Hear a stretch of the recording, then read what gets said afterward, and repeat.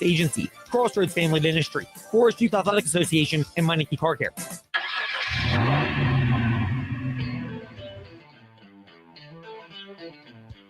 You're stepping into the fast lane on the VTRN Sports app. 93.3 FM and 1320 AM Lynchburg, or by asking Alexa or Google Home, open VTRN Sports Lynchburg. Now, take the fast lane through the topics that matter across the Commonwealth. This is the Fast Lane with Ed Lane. Polar opposites. The vibe around Liberty Flames football versus Liberty Flames men's basketball. Men's basketball today got a little testy there at the end of the 79-73 win against Vermont. But by and large, we're seeing what this Liberty Flames team can be. Some of it, but not all of it, I would say, as we welcome you into the fast lane, would be attributable to the fact that they are in a unique spot compared to other teams. Go back to what John Jacobs said a couple of weeks ago after the Field of 68 event, where Liberty went 2-0, was pretty dominant in wins against Charleston and FAU. And while it was only a 6-point margin today against Vermont, Liberty was in control and led by double digits for the majority of that game. Some of it is the fact that Liberty, they have a returning core of Zach Cleveland, Colin Porter, and Caden Matheny, among others. Some of it's also the fact they have done a good job of supplementing pieces around them and developing. And that's where John Jacobs, I think, hit the nail on the head.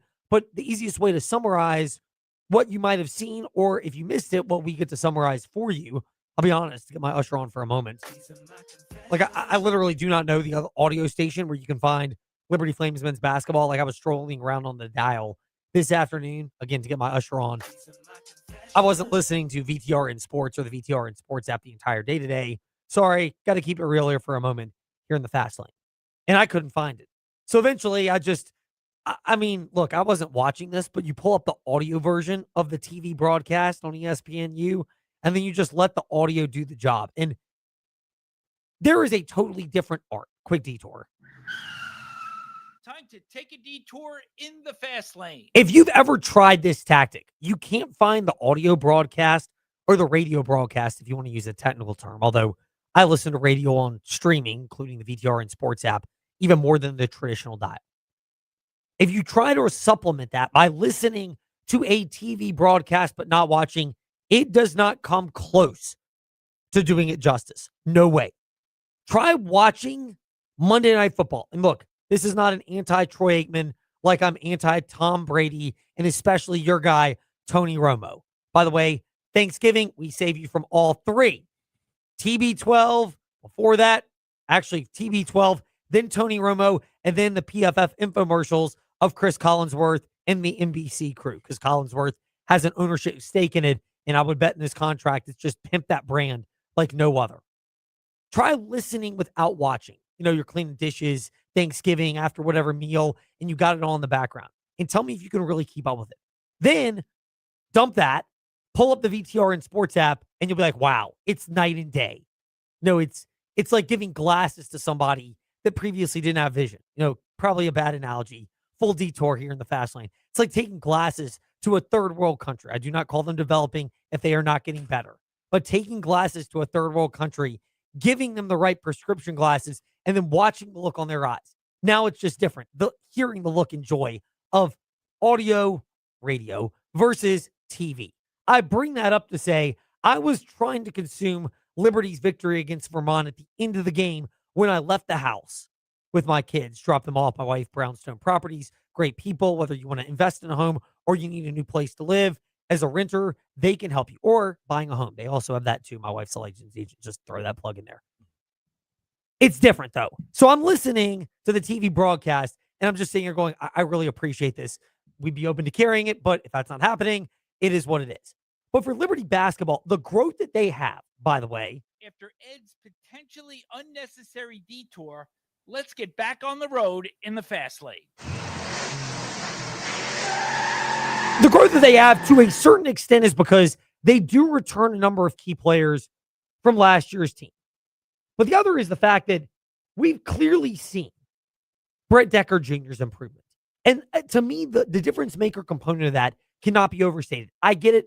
Porter and Cleveland were probably the best players for Liberty today. But there were a couple junctures where if the shots aren't going for Matheny and Porter from the outside, who, by the way, they did a really good job of creating inside against a tall but not as athletic as they'll face in other games, Vermont interior. You've got now that third cog that totally changes the dynamic of your team in Brett Decker Jr. I saw a nice goal, to be honest with you. Like he's got a special ability to score the ball. But we play both ends of the floor, and he's had a deeper commitment to defensive end. And like you gotta kind of decide when you're matching up with is like who are you gonna put your better defenders on? And so him being able to play with Colin, Caden, and Zach at the same time, and JJ, that it's a lineup that is a little unconventional, but it may be a little unconventional, but for Liberty, it changes the complexion of their team. Because now you have more shooters for whom you can account. And never say never, Oregon last year, but it's really rare that if you got three premier shooters from three-point range, that they're all going to go cold the same night. Two of them, it's quite possible. Oregon last year is a great example. But three, the odds are even lower that that's going to happen. Some of that's personnel. Some of that's a coaching staff that was willing to make changes and bring in the transfer portal and identify the right blend of holdovers and speed dating out of the transfer portal and relying on those elements. And the vibe for basketball is that even though it's early in the season and they still have to get through Conference USA play, and it's probably a one big conference, there's a legitimate amount of hope, or you could just call it optimism, that Liberty can do that. Meanwhile, we're in a different spot entirely with Liberty Flames football. Are you going to be at that game, or are you going to the Virginia Tech UVA game this Saturday? Or do you know yet, Ty? I ain't gonna lie to you. I'm probably gonna go to the UVA Virginia Tech game. That's my plan so far. Because right now, if I be honest about Liberty, I called this the whole time. This team is not gonna do good. I seen it from the. I think the first game in the main, I was like, this is not gonna look good. The second game, it just started going downhill after that. I go back to the Missouri State game. You mentioned this team really having struggles this year. And to me, the biggest analogy was the JMU game. I know ODU was after that, but even before Ethan Vasco went down, the guy's accuracy is all over the place. It's like taking me to a shooting range. I wouldn't say it's Ethan Vasco. It's more than that. I point out plenty of times. If I had to give you a guess, what do you think it is? Offensive line, defensive line. Both of those. Close enough. I'll say between the tackles, especially the defense side of the ball, it's been terrible. Not trying to say it was just been terrible for them this whole season. Well, and you factor that into what I think Jamie Chadwell's comments after the Missouri State game are the ones where you realize, okay, the dream of Liberty pulling out of that 1-4 start and going 7 wins in a row and maybe playing in the Conference USA Championship game, maybe not, went out the window. And a lot of it's because they were missing on the little things for a team that, whether it's the lack of talent on the roster or the lack of development of talent. And I think the lack of talent, you can point to the defensive side, to your best defensive linemen, Bush and Hardy, exit after the spring portal window. You're just not going to fill that gap. You're not going to backfill that if you're Liberty the way you are a bigger program, because you're not going to be able to provide that much of a financial incentive for the most talented players to come to you. But the offensive side, the developmental side, they by and large had the majority of their pieces in there before spring portal window wrapped up. And they seemed to think they were going to be good, and they haven't been, and then they missed on the little things. It's the whole thing. I mean, it's all about those things. You know, when you have some runs, offensively, when you have a chance to get some big runs and you don't quite get to the linebacker, we're able to watch the game, on the sideline. You don't quite get to the linebacker the way you need to. That run's a 4-yard run. It really could have been 8 or 10 or 12 or who knows. And so those little details of getting your guy and getting the proper leverage, all those things, they went against good teams, especially a good defensive team that make you earn it. You got to make sure you're doing those things consistently. And every game they've been in, with the exception of one, it's been a grind them out like that. They're a big physical group. They do a good job. And so it's all about those things. Jamie Chadwell, that was after the Missouri State game. They're big. They're physical. They grind you out. Does that seem to indicate anything you've seen out of Liberty this year, Ty? As a former offensive and defensive lineman, stand out in the Seminole District for Heritage, and then after that at Virginia Union. By the way, condolences on the loss in the HBCU Classic last week. I would tell you after the break on that game. But it just been bad. I mean, I think the Missouri State game, that should have been like, okay, that really took the heart out of them. Like, yeah, this is not gonna be a good rest of the season right there. The way how the Missouri State game ended, that was like a heartbreak for them. Right It's not only that, but at some point, some of this does fall on the coaching staff. yeah. And I'm not gonna say all of it. Some of it's personnel, some of it's staff. I think we are at the point now because they're not going to a bowl game. They could beat Kennesaw State this weekend. They're 5-7. They're not. It's 4-8. Either way, it's a disappointing season for Jamie Chadwell. This is the most disappointing season he's had, maybe ever, because his other 2 seasons where he won 3 games, 3-7, was at Delta State. It was only 1 year, and he had a good track record before that with good winning seasons. A couple of stops Coastal before that. Carolina. No, yeah. that was before Coastal Oh, Carolina. yeah. And then his first year at Coastal was 3-7, but after that, every year was like 9, 10, 11 win seasons. Yeah. So you could see there was the trajectory. This is the first year where, like, as bad as last year was, this is a different level Yeah. because the talent doesn't look like it's been replenished, doesn't look like it's been developed. And I'm not saying fire Jamie Chadwell. I am not in that boat. Nah, I mean, you can't say that. Now, if this repeats itself next year, I don't think he's back after that. Like, I think at some point, Liberty being one of the 5 best resource programs by all accounts in the group of 5, and I'm taking the service academies and government money out of it because they also have academic standards and transfer restrictions to where Army, Navy, and Air Force, as good as they may be on some years, don't fit this description. But the 5 biggest resource programs by most accounts are Boise State out of the Mountain West, UNLV, I guess you could put them in that category now because they got casino money out there. But the other 3 are Tulane, South Florida, and Memphis. Liberty's in that top echelon with those programs of G5 money. And yet, look at all those others. Every one of them have had pretty good seasons. Navy, I don't think they're going to make the playoff, but they're an 8-9 win team fairly regularly. South Florida was in that conversation for a while this year. Tulane could be there. Boise State last year made the college football What about playoff. JMU? JMU, but they're not well resourced. Okay. Bob Chesney, $800,000 a year. He'll probably make more somewhere else next year, but that's the knock on Liberty. And if anything, I think JMU is a great point to bring up, Ty. JMU beat the heck out of Liberty when they played this year. They physically manhandled them on both sides of the ball. And JMU's much less resourced.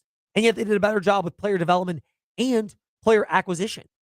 That should not be the case if you're Liberty. Again, this is not fire Jamie Chadwell, but the whole loyal to the staff, loyal to your players, run it back. Dude, there's no way you can possibly do that. I'm not saying you have to go make wholesale changes and totally gut everything, but something has to change, right? I mean, if you're a Liberty Flames fan, there's no way you can repeat this again and be okay with it. And if you do, what confidence are you going to have? I mean, we could literally have a buy one, get 4 free sale on tickets at InsaneRadioDeals.com. We don't have it. We could. Hypotheticals. And that would not move tickets for Liberty football next season. Like, you're going to have more. And this is an era where you have to sell fans on hope and optimism. Excuse me, sell fans on hope and optimism. And you got to think about it too as well. I didn't mean to interrupt you. No, go ahead. Everybody got better in Conference USA. It's including Missouri State, that nobody never seen this coming. A team like they just came from the FCS to the FBS. I'm like, okay, this team's actually pretty good to be for the first year at the FBS level. Correct. I mean, Missouri State looked good. They were physical in the trenches. For them in Delaware, you were there for both those games as well. Yes. And Missouri State looked like they had some size in the trenches. This is not, I don't think they were as big as JMU was up front or as big as ODU was, but they clearly look better than Delaware. No, they was way bigger than both teams, for sure. Missouri State was way bigger than JMU and ODU. So you think they were? Yes. Okay. Definitely. I'll trust you. I thought there wasn't as big of a difference, but you played offensive and defensive line. You know even more of what I look. I'll say defensive-wise, yes, they was way bigger. Yeah. And then regardless, Liberty, I think those games all expose where Liberty is. If South Florida, Memphis, Boise State, JMU, I think you could put in that, even Missouri State in their conference this year, they built players through the trenches. Liberty's got to get bigger up front there. Like if you have the financial resources and the rev share that Liberty has, you're going to have to find a way to do that. Again, they were kind of gutted on the defensive side of the ball in the spring window with one transfer portal window, June 2nd through the 16th now. That is something that should be navigable for Liberty. But offensively as well, I get that Chadwell is extremely loyal to his staff, but there's no way you can convince me be loyal to the staff, be loyal to the players, bring them all back and run it back. Dude, run it back from a 4-5 win team that struggles to put up points regularly? What are we doing here? Like, not to sound mean, but odds are I could be off. I would be very much of the belief that Evan Dickens and Dante Lee are going to be in the transfer portal sooner rather than later. So you're going to probably lose two of your best skill position players. If you're a Liberty team that's 8-3 and you have a bunch of 8-4 and a bunch of returning players, and therefore you're like, hey, stick it out one more year, we could get to we could contend for a playoff spot, and then everybody goes. I get that sales point. But Liberty right now, even though you can flip the roster quickly, seems like they're far off from it. So the vibe is totally different. And again, this is not fire Chadwell or saying specific coaches or players have to go. I'm just saying the idea of running it back with the same core and being really loyal. I sympathy for Jamie Chadwell. He's never really had to make wholesale changes. But I don't know how you can't at least say something is going to have to change off a team that underperformed this much, especially on the offensive side of the ball when that's your area of expertise. Yeah, definitely. So I just feel like it's going to be, they're going to have to make some changes. I mean, I wouldn't be surprised they get a new defensive coordinator after their defense been playing this whole season and they give up I think they only hold like two teams under 10 points and everybody been like putting up more than 25 points if I'm not mistaken. So I just feel like the defense, they have to focus on defensive side of the ball for sure because that has been Achilles heel, the box seven. And maybe, like you said, up front is one of the O-linemen because you got to think about their bread and butter is run the ball, and that has not been effective. No, it hasn't. Liberty, they've run the ball well. They abandoned it for some reason as opposed to Ethan Vasco, who's throwing interceptions left and right. And if he's injured, he's injured. But you have to have the game plan to compensate for that. Like, that to me is where if you're Liberty going, what happened here against Louisiana Tech? And Vasco's not my cup of tea as a quarterback. I think he's too erratic as a passer, and I don't think he's the most athletically gifted runner. And I get, again, we've said this before. You had a 4-star recruit in Jaden Bradford. I've heard that the highs are NFL caliber, but the lows are kind of on the high school level, like those type of mental mistakes. Again, I'm not there in practice. I don't know, but that's kind of the scouting report that's kind of been presented. Either you work through that with the guy, or you got to find other guys that can come close to it. You're not going to get the perfect measurable size, speed, mental acumen, and athleticism at quarterback. You know what happens to those guys? They go to bigger programs because they're really hard to find. Yeah. But Alonzo Barnett doesn't really have the high ideal size, but he's got everything else you'd want. And he's been a really good quarterback for the most part for JMU.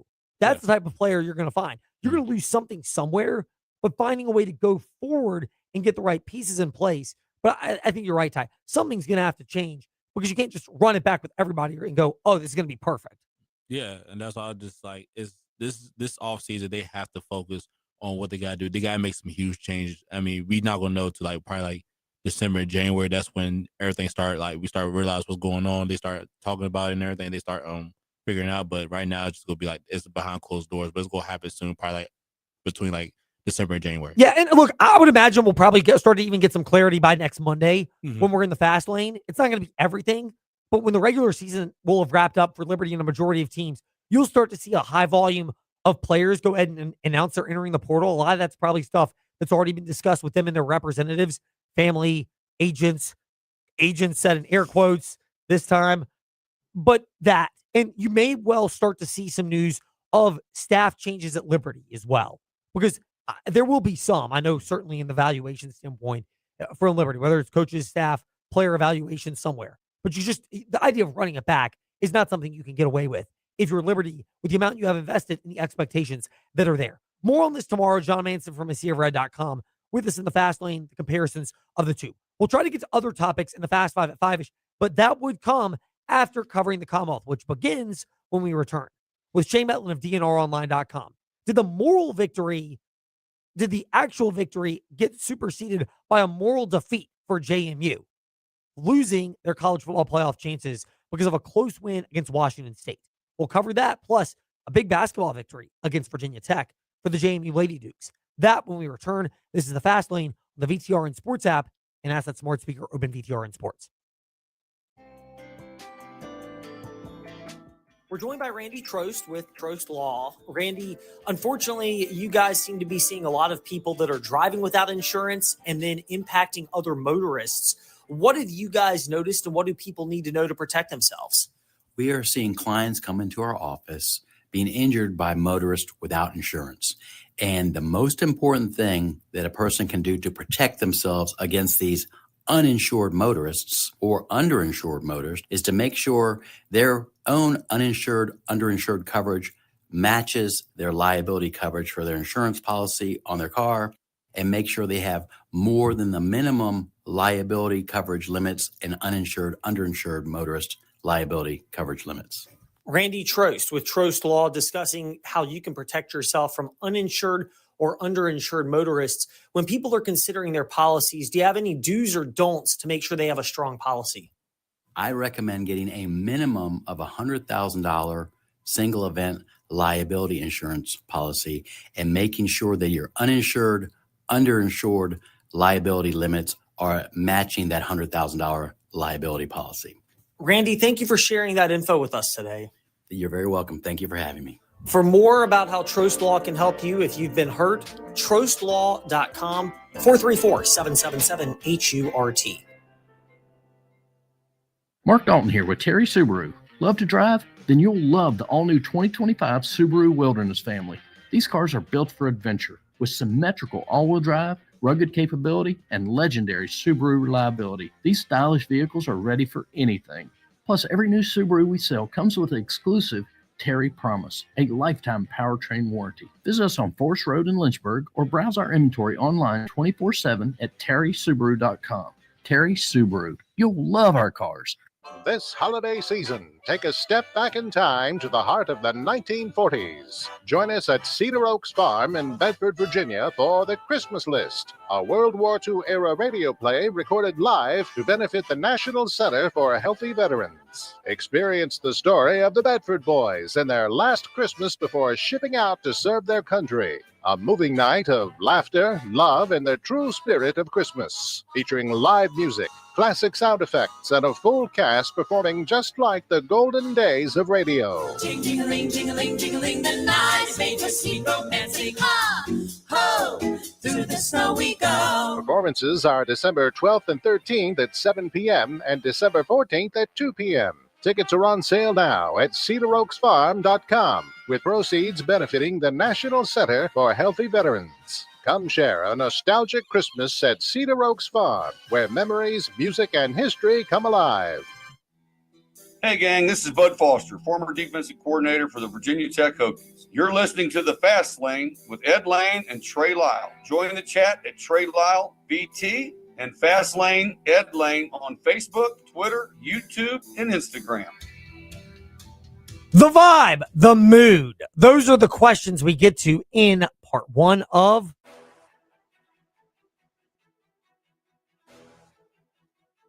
It's time for your teams and topics. Covering the Commonwealth, a look at teams and topics from around the Commonwealth. Let's start with the JMU Duke. It was a tussle the entire way. JMU prevailed 24-20 against Wazoo, but did they play their way further back in the college football playoff discussion? To answer that question for us now, we welcome in Shane Metlin of DNRonline.com and at Shane_DNR Sports on Twitter. Shane, good to be speaking with you. Did JMU's close and therefore not significant in style points fill win against Washington State hinder their chances of going to the college football playoff? I don't know. I don't think any of us know quite yet. I think we got to wait and see kind of what happens here in the final week of the regular season, the conference championship games, what happens elsewhere. And, you know, I think, you know, obviously, I think if they'd have gone in and really blown out Washington State, it could have maybe been a statement. I don't know that was necessarily ever really on the table. It's a pretty good team. They run the ball. They control time of possession. They don't really, with the exception of when they had a bunch of turnovers against North Texas, they don't get blown out by any teams. Like UVA and Ole Miss are in that category too. So I think you got to take a win and move on and try to hope that everything breaks your way if you're JMU. So you mentioned that for JMU. First of all, the win itself against Washington State, then we'll look bigger picture in just a moment. Was it an, oh my goodness, this is a game that's closer than it should be? Or is this more of a, wait a second, we're forgetting this is a Wazoo team that after the blowout against North Texas, and I know that looms big in the playoff minds, they gave Ole Miss and Virginia a tussle, both games on the road, both teams that might well wind up in the college football playoff. Yeah, I mean, I was a little surprised that the line was as heavy towards JMU as it was. They were a, 2 or more touchdown favorite in that one.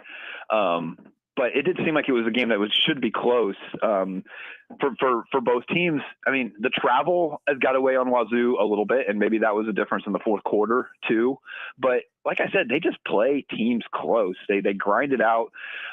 Jimmy Rogers, their coach now, played that style at South Dakota State, and so Bob Chesney had seen that at the FCS level. I think it was just exactly the kind of game he was expecting it to be. So you mentioned what Bob Chesney expected from JMU. How much of that is him? How much of that is Alonzo Barnett? How much of it is a combination of them? Where, in spite of the fact that this was a game that was tighter than the point spread suggested it would be, it never seemed like JMU panicked at all during this contest. Yeah, I don't think you've seen a lot of panic from JMU going back to maybe early in the season when they were playing two quarterbacks and they just didn't seem to have any rhythm on offense. But yeah, recently I think there's so much confidence in the defense. There's so much confidence in the way they've adjusted in the second half that I don't think you see a lot of panic, even if they're not blowing a team out at halftime. And it was the first time they trailed in the fourth quarter since that loss at Louisville. But yeah, and then there never seemed to be a lot of panic. They got the ball back. They had it midway through the fourth quarter, and they just seemed to know they were going to go down and score. DNRonline.com, Shane_DNR Sports, for Shane Metlin, who's with us here in the Fast Lane. Shane, as far as JMU's next steps, first of all, they need to win their last two games this coming weekend on the road against Coastal and then in the Sun Belt Conference Championship game next weekend.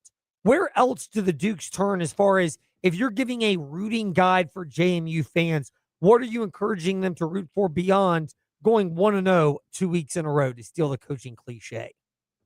Well, it could still get a little bit wild in the American. It's more than likely going to be Tulane and North Texas in there. But if either one of those teams gets upset, you might open a door for a team like Navy to get into the conference championship game. And if they would happen to win, I think that shakes things up a little bit. I don't know where Navy would be ranked relative to JMU.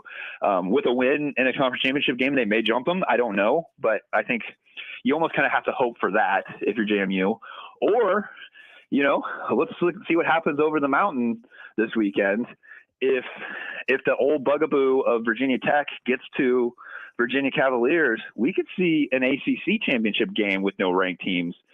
And, if a team like Duke or someone wins the ACC, are they getting in over JMU and Tulane or whoever it happens to be over the American? So I think, as much as they were rooting against the Hokies in women's basketball the other day, JMU fans are probably pulling for them this Saturday on the football field. Well, you referenced the women's basketball matchup yesterday that you covered for DNRonline.com and tweeted at Shane_DNR Sports. Of JMU basketball, boys, not boys and girls, these are grown-ups here, men's and women's basketball.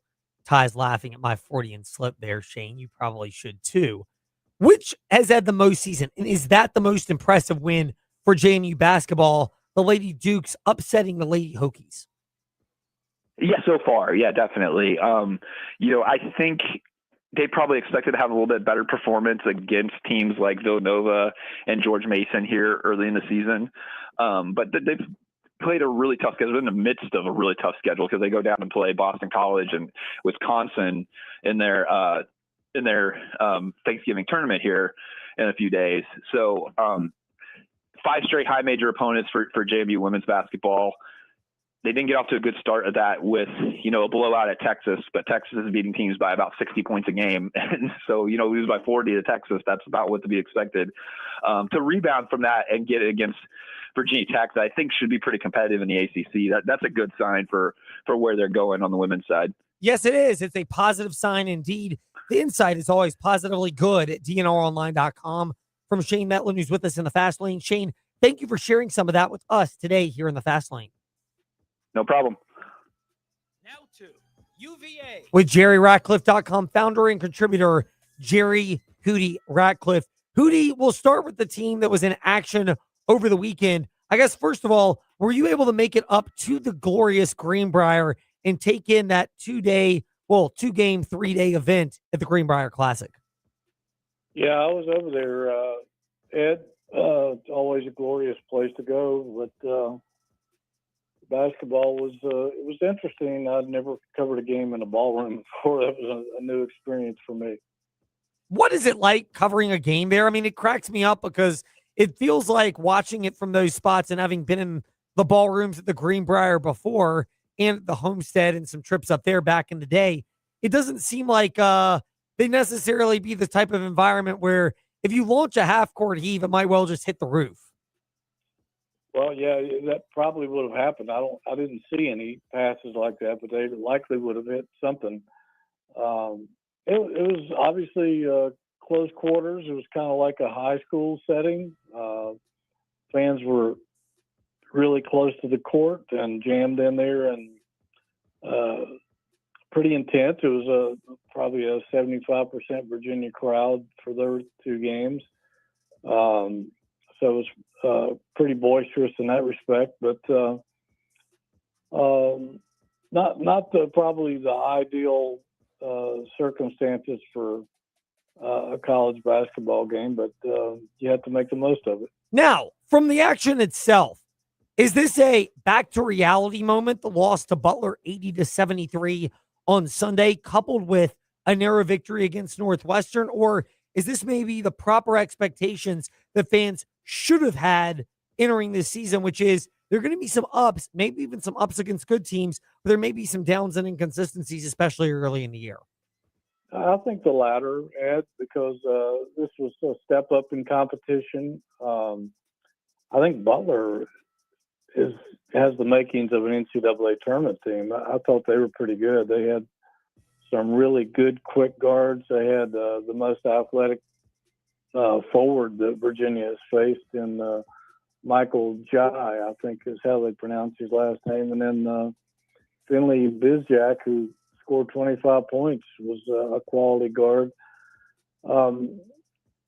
I think that was Virginia and Butler. I think if they played 10 times, it would probably be about a 50-50 split. They're both, I think, pretty good teams, but I think it was a learning experience for Virginia. It's what Ryan Odom hoped to get out of this, going to the tournament, playing two better teams, two good teams.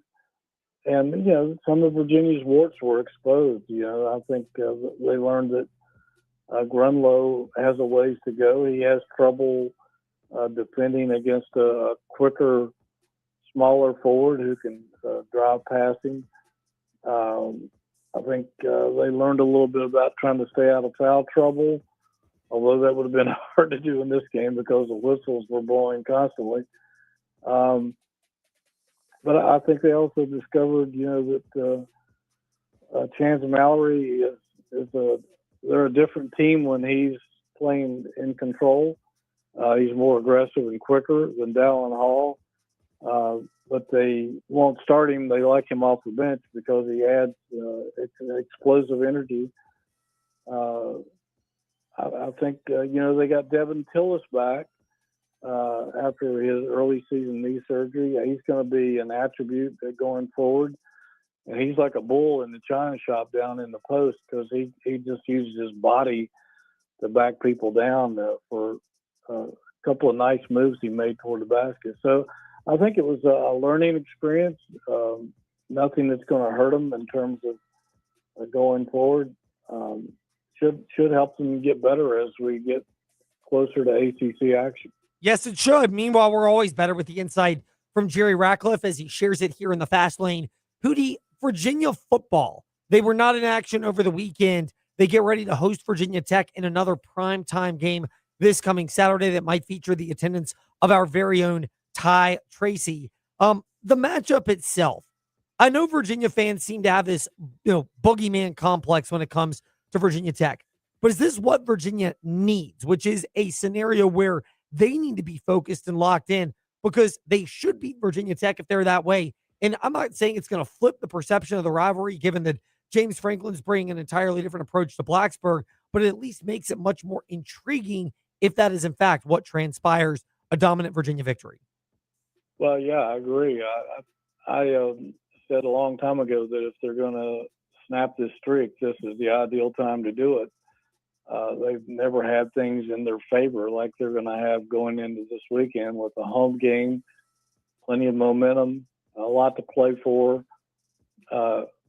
Probably a sellout crowd. Who knows? Maybe a record crowd if the Virginia fans show up. And Tech down on its luck, and that's a rare combination. I don't know that we've seen that too many times in the past quarter century, which is about how long Virginia's frustration has been in this rivalry. So if they ever wanted an opportunity, it's handed to them on a silver platter. Yeah, it really is. I mean, this is a spot where Virginia can not only win, but win comfortably. And we'll wrap it up with Jerry Ratcliffe on this particular question for Virginia. Is this the type of scenario where they actually need to blow out Virginia Tech? Because if it's close, while the players are largely new and not aware of it, that concept of doubt and the vibe in the stadium might feel a little tension. Whereas if Virginia gets on top early, you might be able to bury a Virginia Tech team that's poised for a lot of changes. And the fans certainly would change from maybe tension-filled to overjoyed and jubilant. Yeah, I think so. Virginia plays much better in games when they get off to a good start. That's a big emphasis they put on their game plans is taking control early and building on that and then finishing. When they haven't done that, they've put games in jeopardy, to be, just to be perfectly honest. So it's upon them, particularly Des Kitchens, the offensive coordinator, to try to get some points on the board early and try to get things rolling and maybe kill Virginia Tech from any fire that they bring to the stadium. So they should have a healthy crowd behind them. It's a matter of just executing and trying to get off to a fast start and trying to get early separation to where they don't have to sweat it out like they have in so many games. Jerry, thank you very much for your time. Have a happy Thanksgiving, and you'll see Ty, maybe me, depending on how it goes, this coming weekend in Charlottesville. Well, thanks, Kyle. Looking forward to seeing you, no matter who shows up, and happy Thanksgiving to you and your staff and everybody in our listening audience out there. Most definitely indeed. Now to, just for you haters, left hand up the Commanders. Candy Baller, Seawall, Madam President, with us here in the fast lane. Candy, first of all, we hope you enjoyed your bye week. Second of all, the trip to Spain, it was not good in the win-loss column for the Commanders as they dropped another one to the Miami Dolphins. Overall, the vibe, do you come away more promised and more pleased with the NFL's efforts in Europe, or less pleased after having gotten to experience it in person with Lake Lewis, regular Tuesday guest on the morning warm-up, 7 to 8 a.m., VTR and Sports app, and your, well, at least Lake's auntie, Donna Hopkins, as well? Yeah, I think the NFL did a great job with the event. I think it's public news now that the Commanders will have another international game next year. Don't know where, but the NFL did a phenomenal job at just the Miami Dolphins were the home team. So they had a lot of Miami fan rallies, but for the Commanders fans that came out, there was quite a bit for them to do as well. They did not get left out of the fun festivities. And so kudos to the NFL and all that they're doing to just, spread the NFL across the world, quite frankly. And I'm looking forward to seeing where the Commanders end up on the schedule next year for our international game. Yes, indeed. It is so interesting to see now how the Commanders have been viewed in that perception. One way to increase that, of course, is to win football games. That has eluded them this year. Jaden Daniels, slated to return to practice, but status still doubtful. Is this merely Washington realizing that with that loss in Miami, it further distances their opportunity to make the playoffs, and therefore, while they'd like to get Daniels more reps, slow playing it for his health is still the necessary move? Oh, absolutely. They have to do what's best for the player first. Everybody would want Jaden to play, right? I think it's a Sunday night game unless they decide to flex it back. But if he's not there yet, I think that's just the reality. He's not there yet. And, this is the third injury he's had this season. He's dealt with a knee injury, a hamstring, now the dislocated left elbow. So it's honestly just better to be safe than sorry. And with, the season kind of in flux or just kind of, not yet down the tubes, but not promising either. It's just really, truly better to be safe than sorry for the long run. Yes, indeed it is for Washington in that stance. Now for the Washington Commanders themselves, what realistic changes do you anticipate seeing from the Commanders now that they are out of their bye week, and does it produce any results? Well, I mean, I think one of the things that we did see in the Miami Dolphins and in the team's loss to the Miami Dolphins is overall effort. They continue to lose folks to injuries, but on the defense perspective, you saw a different effort there with Dan Quinn calling the plays, and I think just the team's receptiveness to him overall. I also, let's not forget, they did make a change at kicker, so we'll see what Jake Moody does. Right, because we all know, and just watching the games, the Commanders games as well as across the league, kickers do matter. So we'll see what he does, and let's just see what they're starting to get players back. So they announced today that Noah Brown is within his 21-day window. Coach Quinn sounded today like he was a bit excited about Terry McLaurin being back at practice as well. Will Harris is within his 21-day window, as well as Drake Jackson. So it sounds like he's excited to be getting players back. Despite the record, he feels good that guys are able to come back. We will see what that means for the Commanders and hear it later this coming weekend, Sunday night to be specific. Candy, thank you for your time in the Fast Lane. We always love catching up with you. Have a wonderful Thanksgiving, and especially enjoy the fact that you don't have to be working a game that day. Absolutely. You all as well. And thank you so much for having me. I'll be talking to you guys again soon. Seawald, Madam President of Bowie TV Sports, to wrap up part one of Covering the Commonwealth. When we return, part two with David Cunningham of TechSideline.com. Women's basketball loses. Virginia Tech football loses on the field, but not everywhere else. That when we return. It's the final countdown to savings during the Red Tag year-end sales event at the Used Car Superstore on the Sheeler Motor Mile. Holiday savings have started, and this is your last chance to save. Shop local and save more with straightforward pricing, plus exceptional service and selection. Stop the search. Head to the Motor Mile for over 900 pre-owned vehicles to choose from, and a huge selection of new car brands in Southwest Virginia. Honda, Hyundai, Toyota, Subaru, Kia, Chevrolet, Mitsubishi, Chrysler, Dodge, Jeep, and Ram. 11 new car brands, 900 used vehicles, all in one location. The Sheeler Motor Mile gives you choices more than any other dealer in the area. Sheeler owns the finance company. We make it easy to buy with in-house financing. Volume selling means volume pricing, and we've got the volume. 11 new car brands, over 900 used vehicles, all in one location. Our biggest sale of the year is here. The Red Tag year-end sales event at the Used Car Superstore on the Sheeler Motor Mile. I-81 exit 118C in Christiansburg. Call 866-SHEELER1. Always open at Sheeler.com. But hurry, this sale ends when the new year begins. Going once, going twice, gone. This is the last year you can have Terrell E. Mosley install a new qualifying heat pump and get a $2,000 federal tax credit. If your current system is over 10 years old, you should seriously consider updating your system and take advantage of this tax credit. Not to mention, a new, more energy-efficient system will also save you on your electric bill. Call Terrell E. Mosley. It's a free service for them to come and discuss the options available to you. Don't miss out. Call Terrell E. Mosley or visit them at terrellemosley.com. It's a Black Friday special for Jefferson Forest Cavaliers football presented by TroStlaw.com.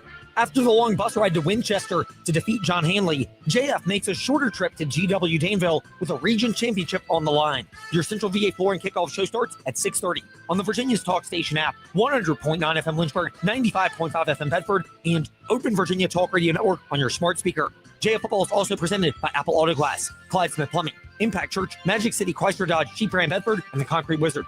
Hey, small to medium business owners, if you're frustrated with slow IT support, high costs, or paying for services you just don't use, it's time for a change. Hi, I'm Colt with We Fix Stupid Computers. We provide reliable on-site and remote support tailored for businesses just like yours. And we go beyond just fixing problems. We empower your staff with real tech knowledge so they can work smarter every day. From repairs to training to full IT support, we save you time, stress, and money. Call We Fix Stupid Computers, 434-525-8590, where smart support meets real savings. Your home is more than just walls and windows. It's where life happens. And at Right Choice Construction, we get that. We're not just builders. We're fathers, mothers, neighbors, just like you. And every nail and every beam reflects our commitment to creating a place you're proud to live in. With Right Choice Construction, you're choosing a team that's been perfecting the art of building for years. So build with us. Build with experience. Build with quality. Build with right choice.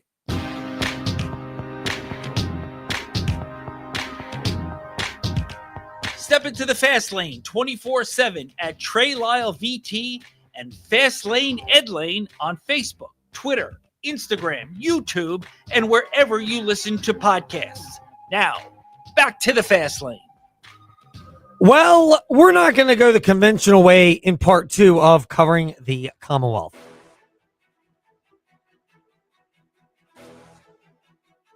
It's time for your teams and topics.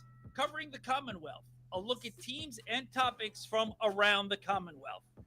Let's start with the Virginia Tech Hokies. David Cunningham, TechSideline.com, with us here in the Fast Lane on the VTRN Sports app and Fast Lane Ed Lane, Facebook, Twitter, Instagram, and however you listen to podcasts. Lady Hokies dropped their first road game at James Madison yesterday by 9. Starting to feel a level of concern for Megan Duffy's team, or just an early season reality, David? Yeah, great to be with you, Ed.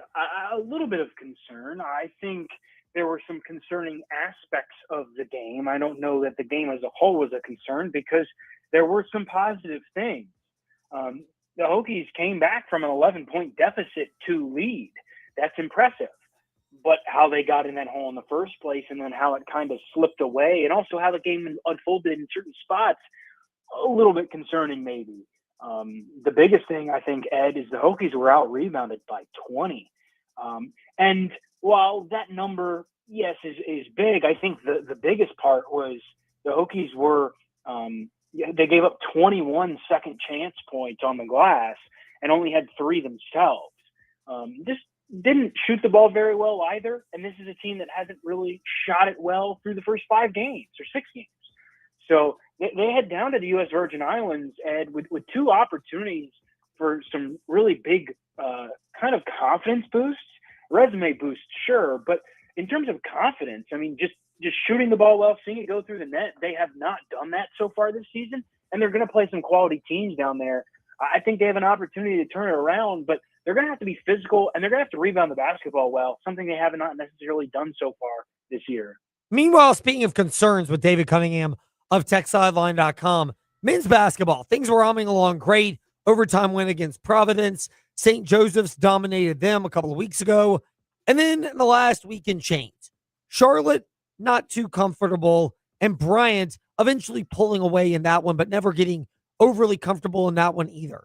Is this just Virginia Tech feeling out their lineups as we saw Christian Gerdak play a big role against Bryant, or, again, more deeper concerns?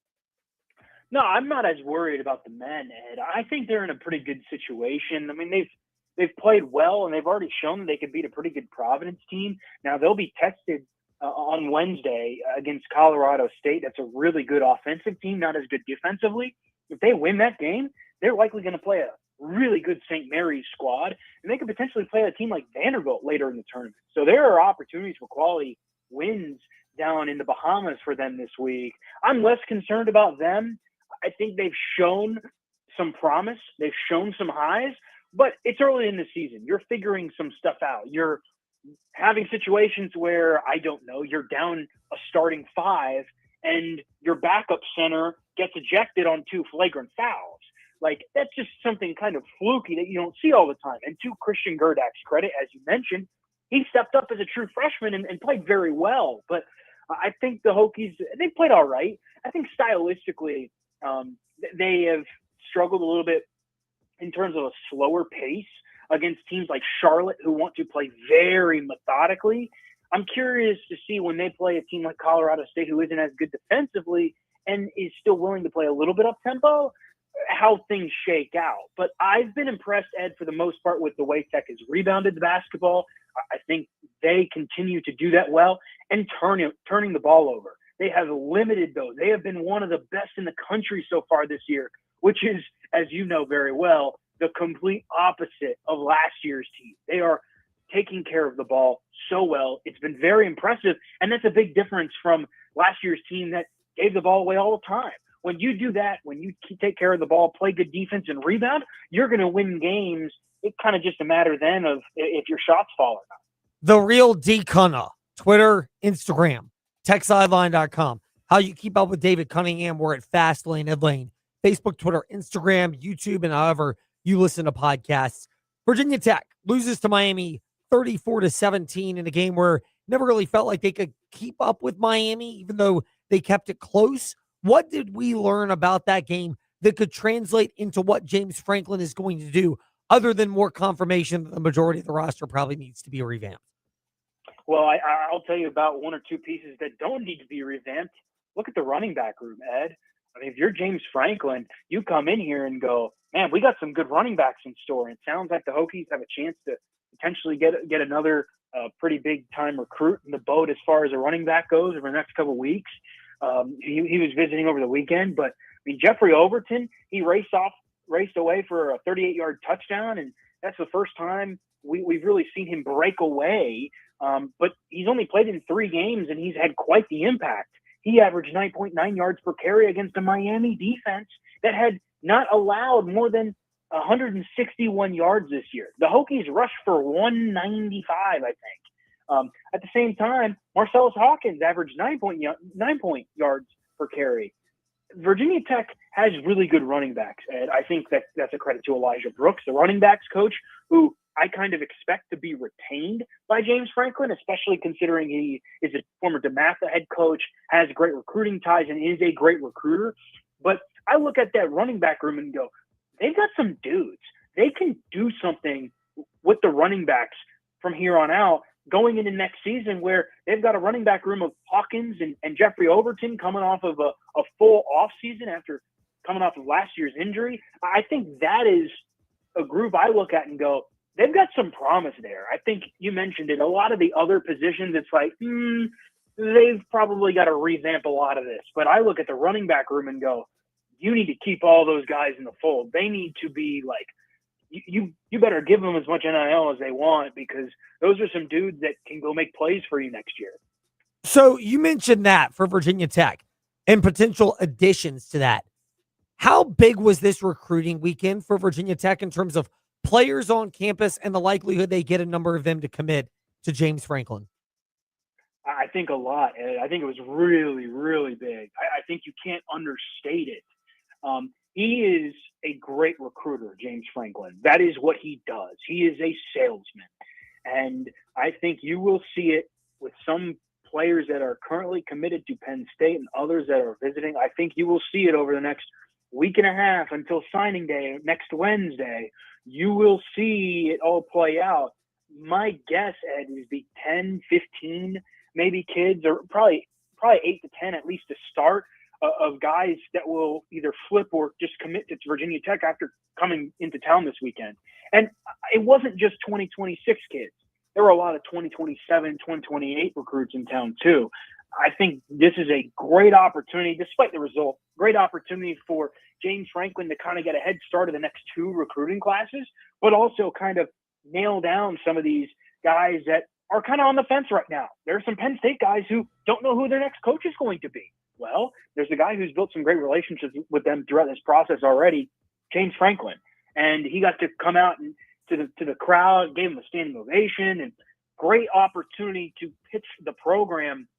And this is a leg up, I think, for the Hokies heading into signing day. I expect 5, 10, 15, maybe commitments potentially, to add to this class. They've got 8 guys right now. It's probably going to be 6 or 7. I expect 1 guy to maybe go somewhere else, but I think the Hokies are in pretty good shape, and you'll start to see it kind of take shape over this next week. Meanwhile, the transfer portal as well for Virginia Tech.